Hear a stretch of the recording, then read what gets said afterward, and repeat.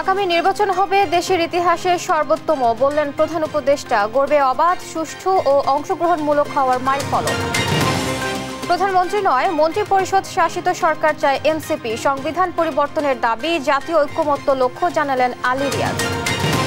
গণতন্ত্র চাপিয়ে দেওয়ার বিষয় নয়, চর্চা করতে হয়, বলছে বিএনপি। জন আকাঙ্ক্ষা পূরণে অন্তর্বর্তী সরকারকে আন্তরিক হওয়ার আহ্বান।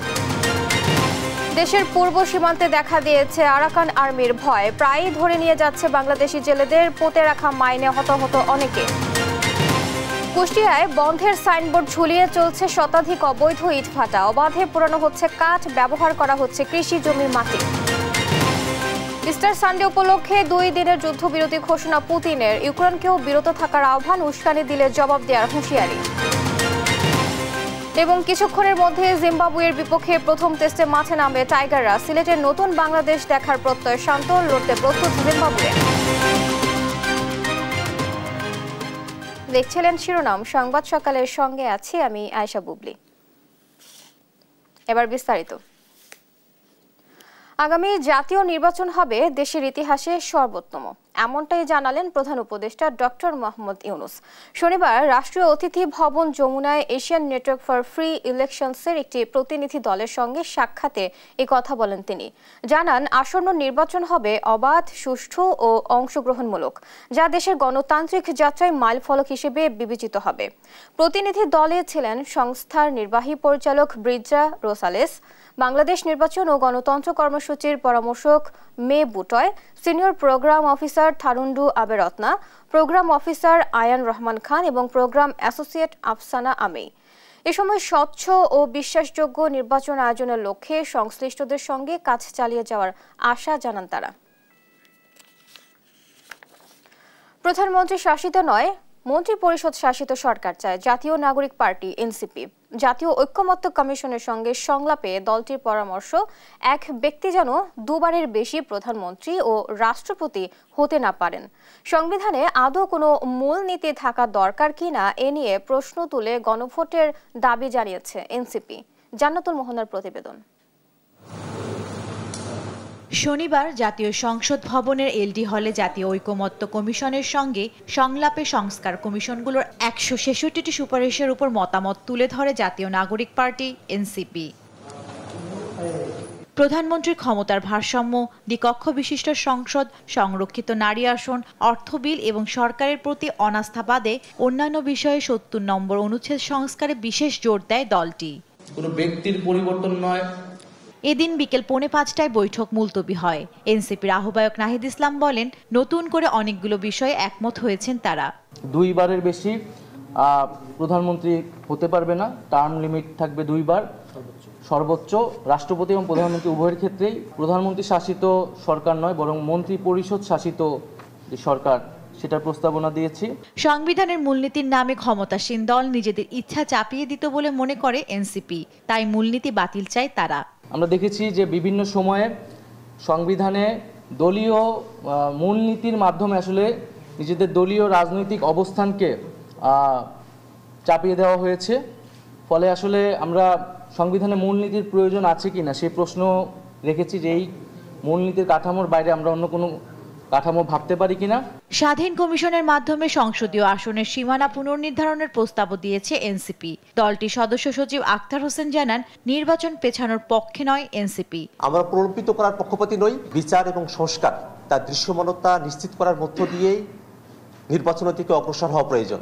আর কমিশনের সহসভাপতি অধ্যাপক আলী রিয়াজ বলেন, যেসব বিষয়ে রাজনৈতিক দলগুলো একমত তা চিহ্নিত করা হচ্ছে। সংস্কার কমিশনগুলোর পক্ষ থেকে যে প্রস্তাবগুলো দেওয়া হয়েছে, সুপারিশ, সেগুলোর মধ্যে আপনাদের কিছু একমত আছে, কিছু ভিন্ন মত আছে। আমরা সেই একমতের জায়গাগুলোকে চিহ্নিত করতে পেরেছি, আমরা সেগুলি নিয়ে অগ্রসর হব। পাশাপাশি যে সমস্ত জায়গায় আপনারা আংশিকভাবে একমত কিংবা ভিন্ন মত, সেগুলি নিয়ে আজকে আমরা আলোচনা করব এবং আলোচনা প্রয়োজনে অব্যাহত থাকবে।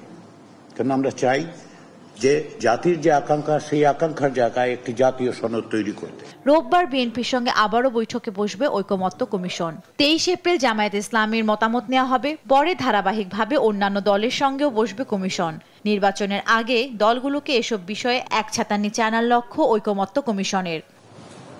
জান্নাতুল মোহনা, দেশ টিভি, ঢাকা। গণতন্ত্র চাপিয়ে দেওয়ার বিষয় নয়, এর চর্চা করতে হয়, এমন মন্তব্য করেছেন বিএনপি মহাসচিব মির্জা ফখরুল ইসলাম আলমগীর। বলেন, ভারত, চীন, আমেরিকা নয়, দেশের ভবিষ্যৎ নির্ধারণ করবে এ দেশের জনগণই। শনিবার নর্থ সাউথ বিশ্ববিদ্যালয়ে আয়োজিত অনুষ্ঠানে এসব কথা বলেন তিনি। আর অর্থ উপদেষ্টা ডক্টর সালেউদ্দিন আহমেদ বলেন, স্বল্প সময়ে সব সংস্কার সম্ভব নয়, তাই কিছু সংস্কার হাতে নেওয়া হয়েছে, যেখানে বেশি গুরুত্ব পেয়েছে ব্যাংকিং সেক্টর। নিয়াজ মোর্শেদের প্রতিবেদন। শনিবার সকালে রাজধানী নর্থ সাউথ বিশ্ববিদ্যালয়ের হলরুমে আয়োজন করা হয় রাষ্ট্রদূত সিরাজুল ইসলামের দূরদৃষ্টিতে ক্ষমতায়ন বাংলাদেশ নেতৃত্ব শীর্ষক আলোচনা সভা। বক্তারা বলেন, দেশ সামনের দিকে এগিয়ে যাচ্ছে, তবে সবাইকে ঐক্যবদ্ধ থাকতে হবে। Government, they have to understand that what is the future need of this country. The future need of this country is to focus on the right direction of transforming the youth generation. অনুষ্ঠানে virtually যুক্ত হয়ে অর্থ উপদেষ্টা বলেন, স্বল্প সময়ে সব সংস্কার সম্ভব নয়, তবে ব্যাংকিং খাতকে গুরুত্ব দিয়ে বেশ কিছু সংস্কার কার্যক্রম হাতে নেওয়া হয়েছে। We are trying to reform some of this sector, basically the banking sector. You must have seen the Bangladesh Bank has taken some steps to reorganize the bank, changing the chairman. And for the Ministry of Finance, we have changed the bank directors in the state-owned banks. আর বিএনপি মহাসচিব বলেন, ভারত, চীন, America এসে দেশের ভবিষ্যৎ গড়ে দিতে পারবে না, নিজেদের ভবিষ্যৎ নিজেদেরই তৈরি করতে হবে। দেশটা আমাদের, এর ভবিষ্যৎ আমাদেরকে নির্মাণ করতে হবে। ওই আমেরিকা থেকে এসে ট্রাম্পও তৈরি করে দেবে না, বা আপনার চীন থেকে শি এসেও এটা করে দেবে না, অথবা ভারত থেকে মোদিও আমাদের ধাক্কা দিয়ে কিছু করতে পারবে না। প্রধান উপদেষ্টা ডক্টর ইউনূসকে ধন্যবাদ জানিয়ে তিনি বলেন, গণতন্ত্র চাপিয়ে দেওয়ার বিষয় নয়, তার চর্চা করতে হবে। একটা কথা খুব জোর দিয়ে বলতে চাই, গণতন্ত্রের কোনো বিকল্প নেই এবং গণতন্ত্রকে চাপিয়ে দেওয়া যায় না। ইট ক্যানট বি ইম্পোজড। আপনি আমার উপরে চাপিয়ে দিলেন তা দেওয়া যাবে না, চর্চা করতে হবে। বিভিন্ন রাজনৈতিক দলের বক্তব্য আর টেলিভিশন টকশো দেখে জনগণ হতাশ হয়ে পড়েছে বলেও মন্তব্য করেন বিএনপি মহাসচিব প্রফেসর আব্দুল হান্নান চৌধুরী। নিয়াজ মোর্শেদ, দেশ টিভি, ঢাকা। নির্বাচনের আগে খুনিদের বিচার দৃশ্যমান এবং প্রয়োজনীয় সংস্কার করতে হবে। এর আগে কোনো নির্বাচন জনগণ মেনে নেবে না বলে মন্তব্য করেছেন জামায়াতে ইসলামের আমির ডক্টর শফিকুর রহমান। লালমনিরহাটে এক জনসভায় তিনি আরও বলেন, ফ্যাসিবাদের পতন হলেও দেশে চাঁদাবাজের দৌরাত্ম্য কমেনি। হাসান আল মাহমুদের রিপোর্ট। তিস্তা মহাপরিকল্পনা বাস্তবায়ন, আওয়ামী লীগের বিচার ও সংস্কার শেষে নির্বাচনের দাবিতে প্রথমবারের মতো দলীয় প্রধানের উপস্থিতিতে জনসভা করেছে লালমনিরহাট জেলা জামাত। এতে অংশ নিয়ে জামাতের আমির ডাক্তার শফিকুর রহমান বলেন, গণহত্যাকারীদের বিচার ও প্রয়োজনীয় সংস্কার ছাড়া কোনো নির্বাচন দেশের জনগণ মেনে নিবে না। খুনিদের বিচার, এ বিচার দৃশ্যমান হতে হবে। আরেকটি হচ্ছে প্রয়োজনীয় সংস্কার। এই দুইটা ছাড়া বাংলাদেশের জনগণ কোনো নির্বাচন মেনে নেবে না। ফেসিবাদের পতন হলেও দেশে এখনো ফেসিবাদ নির্মূল হয়নি জানিয়ে তিনি বলেন, চাঁদাবাজ ও দখলদারদের বিরুদ্ধে ঐক্যবদ্ধ প্রতিরোধ গড়ে তুলতে হবে। ফেসিবাদীদের পতন হয়েছে, কিন্তু ফেসিবাদ এখনো বিদায় নেয় নাই। এই দল যারা করতেন, সরকারের ইশারা ইঙ্গিতে যারা মানুষের উপর জুলুম করেছেন, আশা করি তারা এখন বুঝতে পেরেছেন জনগণের বিপক্ষে দাঁড়িয়ে কখনো কেউ পার পায় না। কোনো ধরনের গড়িমসি ছাড়া জামাত নেতা এটিএম আজহারের মুক্তি দাবি করেন ডাক্তার শফিকুর রহমান। এদিকে শনিবার সকালে বৈষম্য বিরোধী ছাত্র আন্দোলনের শহীদ পরিবারের মাঝে আর্থিক সহায়তা প্রদান করে জামায়াত ইসলামী ঢাকা মহানগরী দক্ষিণ। এ সময় রাজনৈতিক দলগুলো শহীদদের তালিকা দীর্ঘ করার চেষ্টা চালিয়ে গেলেও তারা কতটুকু পাশে দাঁড়িয়েছে তা নিয়েও প্রশ্ন তুলেন মহানগরীর আমির। হাসান আল মাহমুদ, দেশ টিভি, ঢাকা।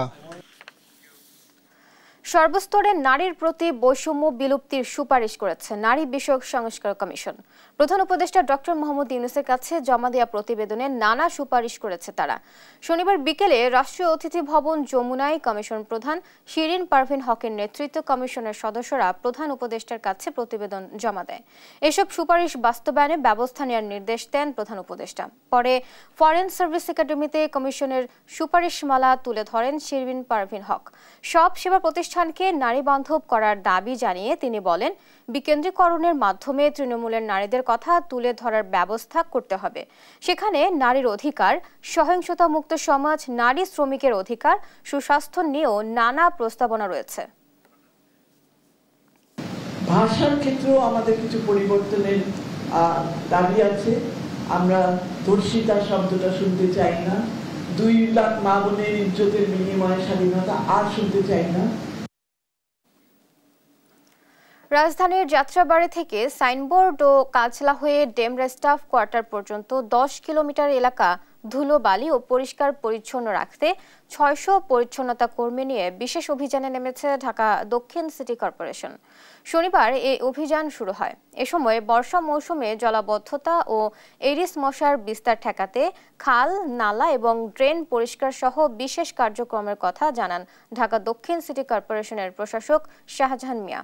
আলিমুজ্জামান সাফওয়ানের রিপোর্ট।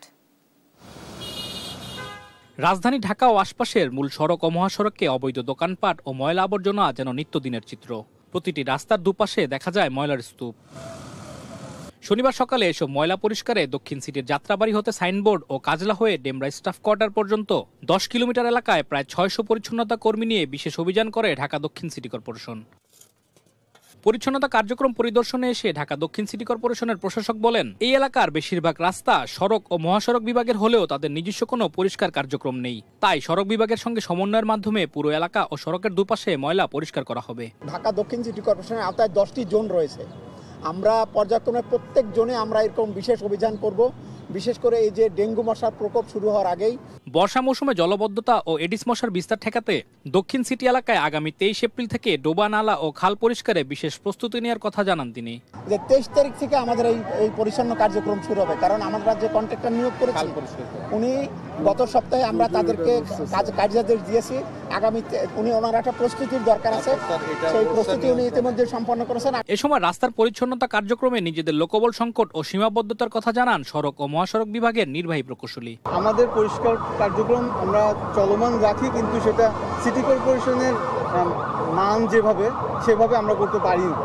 এটা যেহেতু একটা আরবান এরিয়া এখন বর্তমানে, এটা সিটি কর্পোরেশনের সহযোগিতা নিয়ে এই জন্য আমরা এই আজকের কাজটা সম্পাদন করি।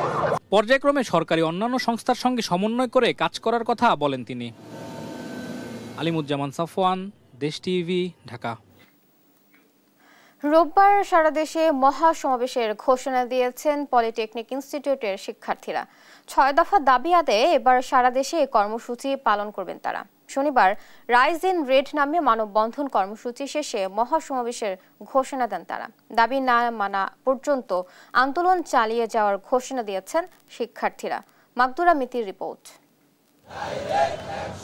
6 দফা দাবি আদায়ে ও কুমিল্লার কর্মসূচিতে হামলার প্রতিবাদে মানববন্ধন করেছেন ঢাকা পলিটেকনিক ইনস্টিটিউটের শিক্ষার্থীরা। শনিবার সকাল 11:30টায় ঢাকা পলিটেকনিক ইনস্টিটিউটের সামনে এ কর্মসূচি পালন করেন তারা। কর্মসূচির নাম দিয়েছেন রাইজ ইন রেড। মামা থেকে মাস্টার, মামা বাড়ির আবদার, দুয়ের যদি একটা হয় ডিপ্লোমারা যাবে কই, কুমিল্লায় হামলা কেন, প্রশাসন জবাব চাই, এমন স্লোগান দেন শিক্ষার্থীরা। 6 দফা দাবি আদায় না হওয়া পর্যন্ত এ কর্মসূচি চালিয়ে যাওয়ার ঘোষণা দেন শিক্ষার্থীরা। জনদুর্ভোগ যাতে না হয় সেই দিকটি মাথায় রেখে ঢাকা পলিটেকনিক ইনস্টিটিউটের সামনে এই মানববন্ধন কর্মসূচি পালন করা হয় বলে জানান তারা। রাজপথে যারা নেমেছে তারা কখনো বিফল হয়ে বাড়িতে ফিরেনি। আমরা অবশ্যই সফল হয়ে বাড়িতে ফিরবো এবং ক্লাসরুমে ফিরে যাব। আমরা আমাদের এই যৌক্তিক আন্দোলনটা চালিয়ে যাচ্ছি। তো আমরা প্রশাসনকে বারবার অবহিত করার পরেও তারা কোনো পদক্ষেপ নেয়নি। প্রশাসন বা উপরমহল আমাদের এই দাবি না মেনে নেয়।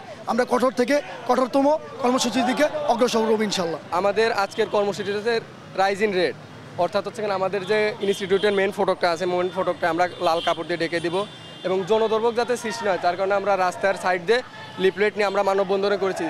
ঢাকা ছাড়াও গাজীপুর, বগুড়া, চাঁপাইনবাবগঞ্জ সহ দেশের বিভিন্ন জায়গায় এ মানববন্ধন কর্মসূচি পালন করে শিক্ষার্থীরা। এর আগে শুক্রবার দুপুরে 6 দফা দাবি আদায়ে মাথায় কাফনের কাপড় বেঁধে গণমিছিল করেন পলিটেকনিক শিক্ষার্থীরা। মাকদুরা মিতি, দেশ টিভি, ঢাকা। এক সময় বাংলাদেশ মিয়ানমার সীমান্তে নাসাকা আতঙ্ক থাকলেও এখন তা নেই। তবে সম্প্রতি সীমান্ত জুড়ে দেখা দিয়েছে আরাকান আর্মির ভয়। গত 6 মাসে তাদের পুঁতে রাখা মাইন বিস্ফোরণে হতাহতের শিকার হয়েছে বহু বাংলাদেশি। নদীপথে, জেলে ও পাহাড়ি পথে নানা কারণে বাংলাদেশি নাগরিকদের ধরে নিয়ে যাচ্ছে আরাকানের এই বিদ্রোহী গোষ্ঠীটি। এ নিয়ে চরম আতঙ্ক বিরাজ করছে সীমান্তের জনসাধারণের মাঝে।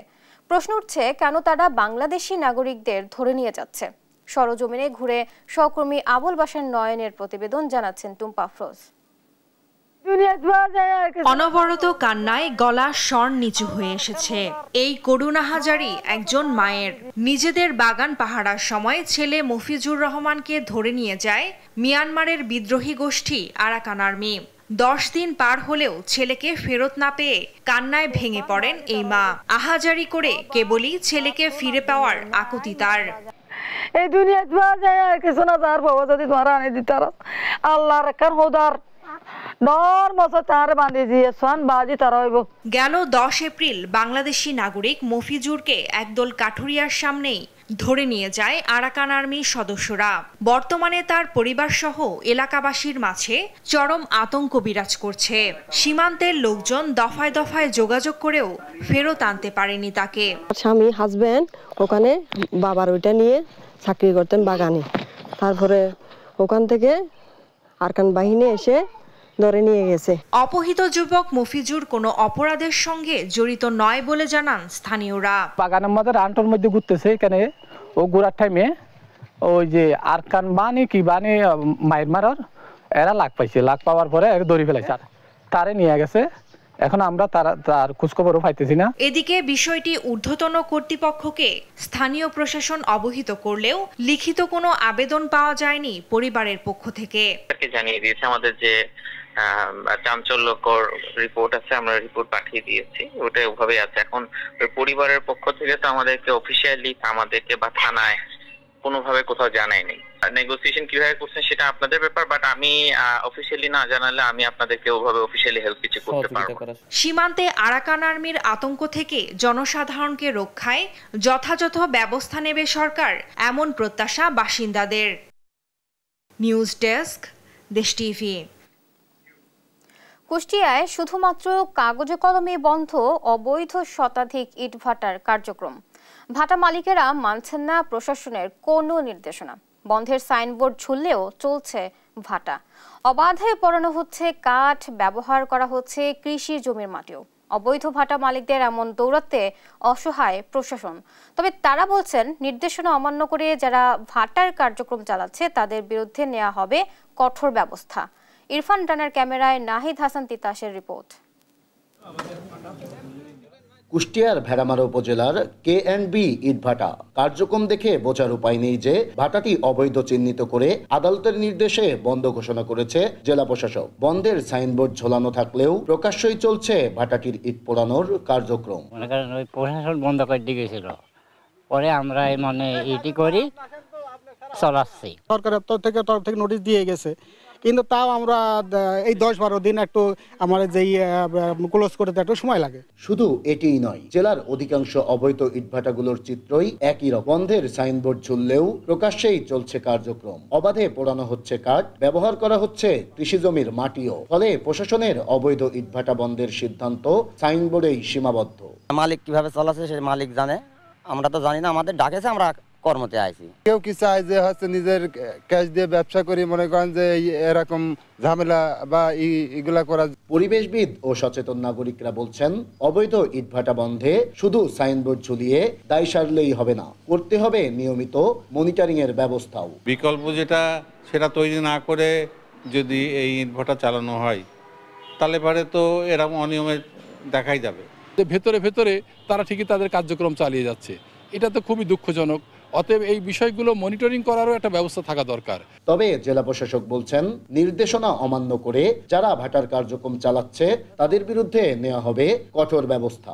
ম্যাজিস্ট্রেট যারা আছে তাদেরকে আমরা দ্রুত ফিল্ডে পাঠিয়ে আমরা খোঁজ খবর নিব, যদি এরকম দেখি তাহলে তাদের বিরুদ্ধে সর্বোচ্চ যতটুকু মানে আইনানুগ ব্যবস্থা নেওয়া যায় সেটা আমরা নিব। পরিবেশ অধিদপ্তরের তথ্য মতে জেলায় ইটভাটা রয়েছে 209টি, যার মধ্যে 194টি অবৈধ। প্রশাসনের নির্দেশনার পরও কিভাবে চলছে অবৈধ এসব ইটভাটা তা নিয়ে প্রশ্ন উঠেছে জনমনে।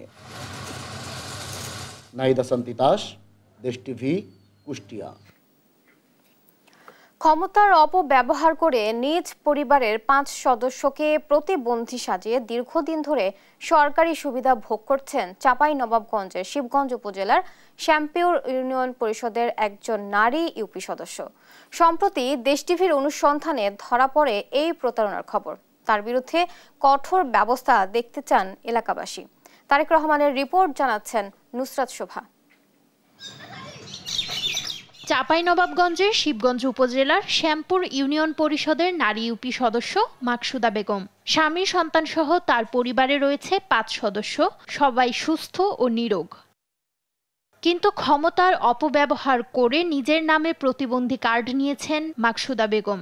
এমনকি তার স্বামী আব্দুল করিম, 2 মেয়ে মাসুমা ও তাসলিমা আর ছেলে মাসুম বিল্লার নামেও তুলছেন প্রতিবন্ধী ভাতা। ভোগ করছেন নানা সরকারি সুবিধা। মাকসুদা মেম্বার নেই প্রতিবন্ধী সেজে তাদের নিজের পরিবারের নামে অনেকগুলো কার্ড বানিয়েছে, কিন্তু এটা আমাদের জন্য খুবই দুঃখজনক। এদিকে শ্যামপুর ইউনিয়ন পরিষদের চেয়ারম্যান বলছেন তিনি এই বিষয়ে কিছুই জানতেন না। সব পরিবারের প্রতিবন্ধী কার্ড আছে এটা আমার জানা ছিল না, আপনাদের মাধ্যমে সেটা অবগত হলাম। আমি সমাজ সেবা এবং এই অনুসারের সাথে কথা বলে প্রয়োজনীয় ব্যবস্থা গ্রহণ করব। কার্ড তৈরির অনিয়ম খতিয়ে দেখবেন বলে জানালেন শিবগঞ্জ উপজেলা সমাজসেবা কর্মকর্তা। যদি তারা সঠিক প্রতিবন্ধী হয় তাহলে তো কোনো অসুবিধা নেই, যদি এর মধ্যে কোনো ব্যত্যয় ঘটে থাকে তাহলে বিষয়টি তদন্ত সাপেক্ষে আমি অবশ্যই ব্যবস্থা গ্রহণ করব। তদন্তে অভিযোগ প্রমাণিত হলে কঠোর ব্যবস্থা নেওয়ার কথা জানিয়েছেন উপজেলা নির্বাহী কর্মকর্তা।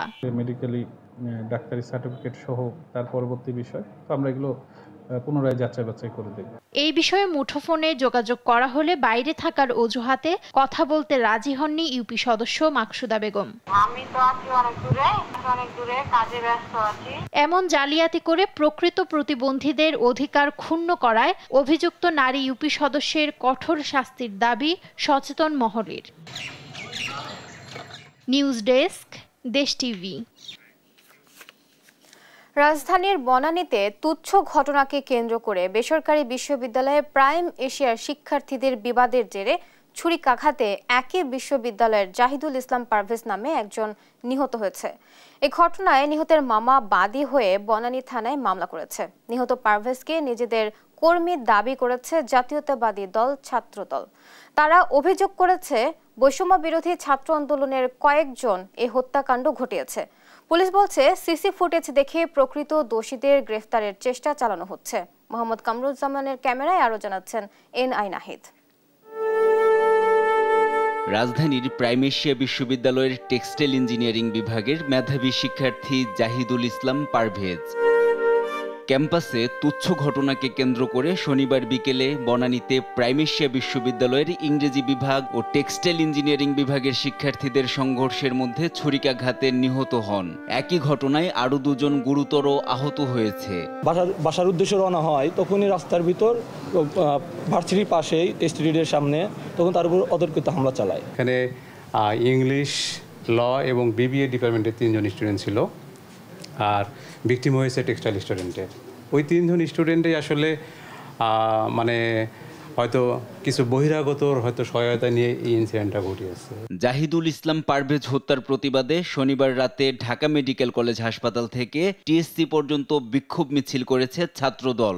বৈষম্য বিরোধী ছাত্র আন্দোলনের বনানী থানার কয়েকজনের নেতৃত্বে পরিকল্পিতভাবে তাকে হত্যা করা হয়েছে বলে অভিযোগ ছাত্রদলের।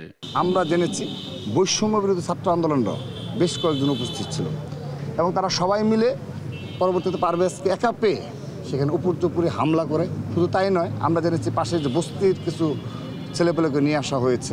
এ ঘটনায় বনানী থানায় বাদী হয়ে হত্যা মামলা করেন নিহত পারভেজের মামারা। আমার বাগিনাকে যারা এই হত্যাকাণ্ডে জড়িত হয়েছে তাদের সকলকে আইনের আওতায় এনে দ্রুত শাস্তির ব্যবস্থা দাবি করছে। আসামিদের গ্রেপ্তারে অভিযান চলছে বলে জানান এ পুলিশ কর্মকর্তা। আসামির গ্রেপ্তারের চেষ্টা অব্যাহত আছে। আমার থানা থেকে 2টা টিম কাজ করছে আসামি গ্রেপ্তারের জন্য এবং আমাদের সিনিয়র সাদের কনসাল্ট আমাদের ডিবি আরও অনেক সংস্থা আমাদের আসামি গ্রেপ্তারের জন্য আমাদের অভিযান অব্যাহত আছে। মরদেহ ময়নাতদন্তের জন্য ঢাকা মেডিকেল কলেজ হাসপাতালে পাঠানো হয়েছে। এনআই নাহিদ, দেশ টিভি, ঢাকা। চাঁপাইনবাবগঞ্জের শিবগঞ্জে বিএনপির 2 গ্রুপের ধাওয়া পাল্টা ধাওয়ায় ককটেল বিস্ফোরণের ঘটনা ঘটেছে। শনিবার রাতে উপজেলার ছত্রাজিতপুর বাজারে এ ঘটনা ঘটে।